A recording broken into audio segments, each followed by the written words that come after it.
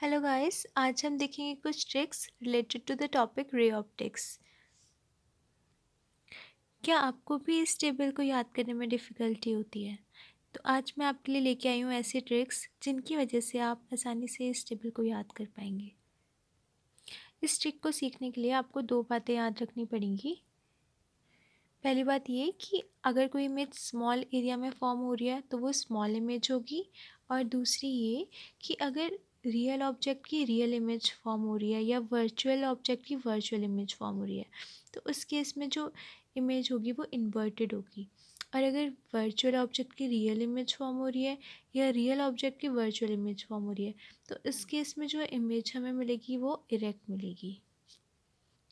अब अगर हम इन दोनों बातों को इसमें अप्लाई करें तो ये हमारे पास लार्ज एरिया है, और सेकंड और थर्ड हमारे पास स्मॉल एरिया है, और फोर्थ वाला भी हमारे पास लार्ज एरिया है। अब हम देखेंगे जो हमारा फर्स्ट ऑब्जेक्ट है वो एक लार्ज एरिया में है, पर जो इमेज फॉर्मेशन हो रहा है वो स्मॉल एरिया में हो रहा है। तो इस केस में जो इमेज होगी वो स्मॉल होगी, और वो क्योंकि रियल वाली साइड में है तो एक ये रियल इमेज है, स्मॉल है, प्लस रियल की रियल है तो इन्वर्टेड इमेज है। जैसे कि हम यहाँ देख सकते हैं ऑब्जेक्ट अगर हमारा 1 में है, इमेज 2 में हो रही है तो वो एक real inverted and small size की इमेज होगी। लाइकवाइज जो हमारा सेकंड ऑब्जेक्ट है वो स्मॉल एरिया में है, पर जो इसकी इमेज फॉर्मेशन हो रहा है वो लार्ज एरिया में हो रहा है। तो यहाँ पे जो इमेज फॉर्म होगी वो लार्ज इमेज होगी, प्लस वो रियल की रियल इमेज है तो इन्वर्टेड होगी।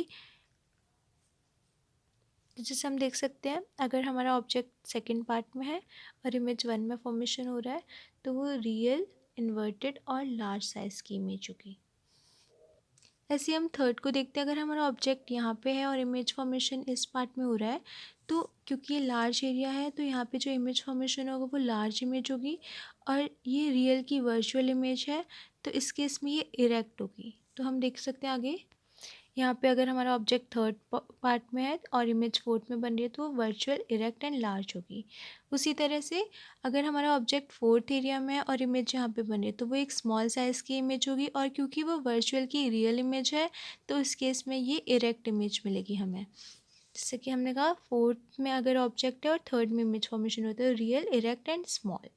तो आप इस शॉर्ट ट्रिक की प्रैक्टिस करें तो आप इससे रिलेटेड क्वेश्चन कर पाएंगे। अब हम देखेंगे अपनी नेक्स्ट शॉर्ट ट्रिक जिसमें कि हमें फोकल लेंथ फाइंड करनी है। तो इस क्वेश्चन को करने से पहले कुछ साइन कन्वेंशन है जो आपको ध्यान रखने पड़ेंगे। जो भी डिस्टेंस आप मेजर करेंगे वो आप पोल से डिस्टेंस मेजर करेंगे, और जो लाइट की डायरेक्शन में डिस्टेंस होगा उसको हम पॉजिटिव कंसीडर करेंगे, और लाइट के अपोजिट डायरेक्शन में जो डिस्टेंस आ रहा है उसको हम नेगेटिव कंसीडर करेंगे। वैसे ये जो प्रिंसिपल एक्सिस के ऊपर वाली साइड जो आप डिस्टेंस मेजर करेंगे वो पॉजिटिव होगा, और प्रिंसिपल एक्सिस के बिलो जो भी डिस्टेंस मेजर करेंगे वो नेगेटिव होगा। अब हम इस क्वेश्चन को देखते हैं। यहाँ पे हमें ऑब्जेक्ट दे रखा है 20 सेंटीमीटर पे मिरर से, तो और हमें फोकल लेंथ फाइंड करनी है जिसका मैग्नीफिकेशन 3 है। तो अब हम इसको पूरा, या तो आप ऐसे सॉल्व करो कि पूरा फॉर्मूला उसको पुट करो कि 1/f is equal to 1/u plus 1/v, फिर आप उसमें आंसर निकालो, फिर मैग्नीफिकेशन पुट करो। तो ये बहुत लंबा प्रोसेस हो जाता है। जो आपको जल्दी क्वेश्चन सॉल्व करना होता है तो आप इस फॉर्मूला का यूज़ कर सकते हैं जिसमें आप magnification is equal to focal length divide by focal length minus object distance. तो हमें मैग्नीफिकेशन 3 गिवन है और हमें फोकल लेंथ निकालनी है। अब यहाँ पे हमें ऑब्जेक्ट डिस्टेंस 20 दे रखा है, पर वो लाइट के अपोजिट डायरेक्शन में, तो हम माइनस का साइन यूज़ करेंगे और बाद में हम इसको सॉल्व कर लेंगे तो हमारे पास फोकल लेंथ आसानी से मिल जाएगी f इज़ इक्वल टू -30।